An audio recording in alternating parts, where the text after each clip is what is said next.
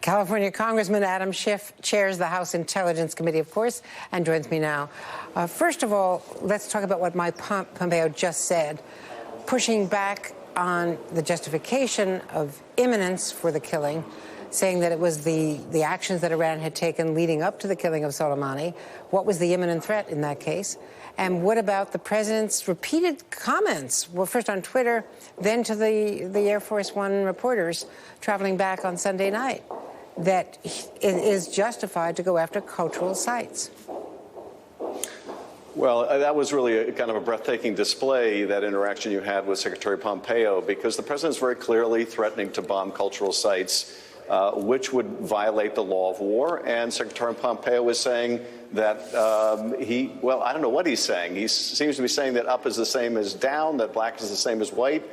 You can't have it both ways. Either the president is ordering him to do something, or potentially ordering him to do something, and he's going to disobey the order, or he's going to violate the law of war. And I think what you saw there is Mike Pompeo unwilling to contradict, unwilling to stand up to the president when the president is saying things that would constitute war crimes.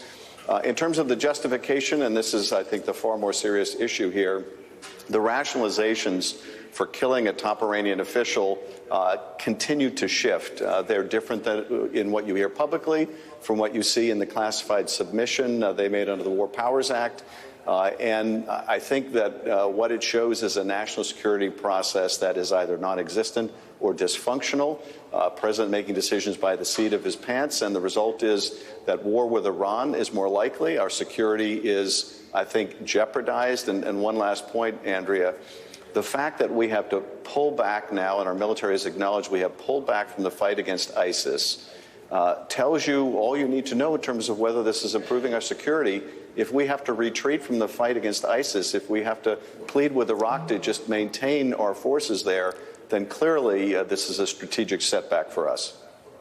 And this breaking news, the Iraqi prime minister is, or he's the stand-in prime minister at least until they reconfigure their government, is now saying that they expect the U.S. withdrawal based on that letter, that very confusing letter that came from the U.S. commander in Iraq that was then disavowed by the Pentagon. Well, that's exactly right. And, you know, that letter is not some drafting mistake. That letter expresses, I think, the conviction that they expect to be forced to leave Iraq. Now, it's one thing to make a decision that it's in our national interest to leave Iraq. That has not been the decision by this president or his predecessors because ISIS remains a threat there and we have security interests there. But Soleimani may achieve in death what he couldn't achieve in life, and that is forcing U.S. troops out of the region. So this is, I think, a serious issue, and it was one that was eminently foreseeable, indeed was foreseen, that if we took a step like this, a provocation of this magnitude, that it might result in our expulsion from Iraq. And now that has become tragically much more likely on terms that are not terms the United States would seek to leave, but rather those that would be imposed on us by Iran and now the Iraqi government. Did Mike Pompeo seem to be walking back the imminent threat claim that they made, or was there an adequate imminent threat in the classified War Powers notification that you belatedly received? There certainly wasn't in the notification that we received through the War Powers Act. I don't think there was really anything in that submission that ought to give people confidence that it was either days or weeks or months. It just was really not, I think, fleshed out at all in that submission. In terms of their justification, their rationalization, it does continue to shift back and forth. It was either imminent or it wasn't. There's a big difference between something that may take place in days and something that may take place in months.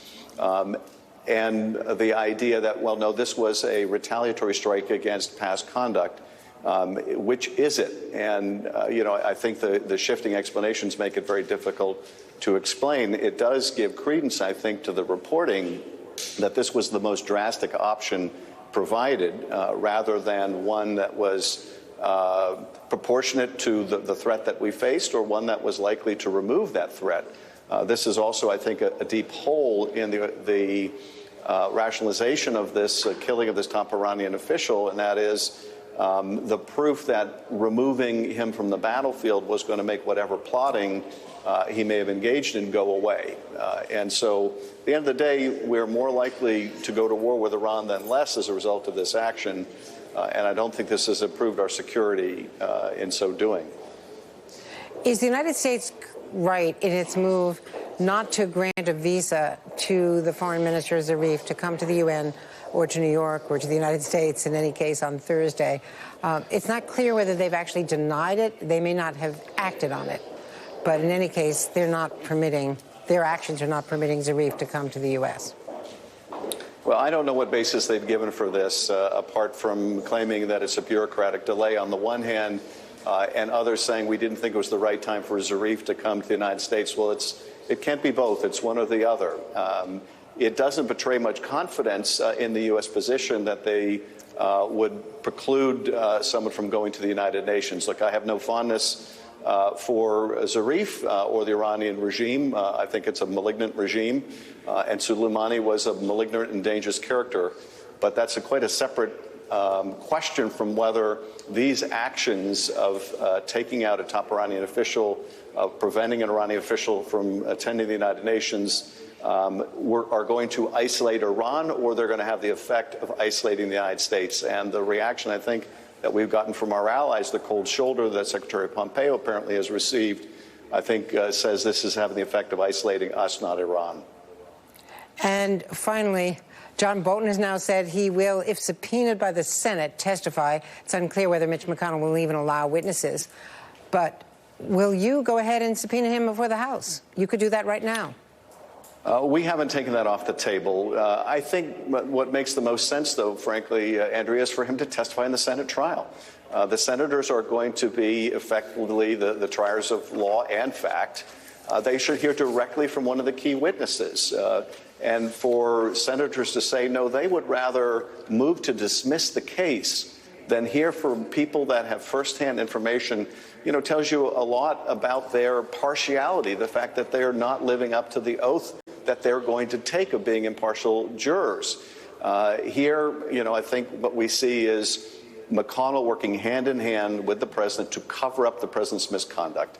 When you have somebody who was in the room like John Bolton, someone who's described this Ukrainian scheme as an illicit drug deal, effectively, and they don't want to hear from him, they're insistent on not hearing from him, it tells you a lot about where they're coming from. And one final point I would make on this, Andrea, is McConnell keeps saying, let's use the Clinton precedent. Well, the Clinton precedent was all the documents were provided to the House. They were provided prior to the trial. So if McConnell really wants to follow the Clinton precedent, then he should be demanding that all those documents be provided now. But of course he isn't. He wants to have it both ways. What he really wants to do is give the appearance of having a trial when all they really want is to dismiss the matter, make it go away so the president's misconduct can be covered up. And don't you think, though, that it is time for the articles of impeachment, in any case, to go to the Senate? Well, that'd be a decision of the Speaker. I do think that the pause in sending the articles has had a very salutary effect in fleshing out McConnell and making it clear that he is working in cahoots with the president as part of this cover-up, and fleshing out where the moderate Republican senators are and whether they're willing to demand a fair trial, whether they're willing to demand to hear from these witnesses. And it also has brought out John Bolton's willingness to testify in a Senate trial. Up until this point, that was not clear. The only thing that was clear from John Bolton up till now was that if we subpoenaed him, he would sue us, and it would take ultimately years in court before we could secure his testimony. So I think the pause has had a very important impact. It'll be up to the Speaker when the time is right to transmit those articles. Adam Schiff, Mr. Chairman, thank you very much.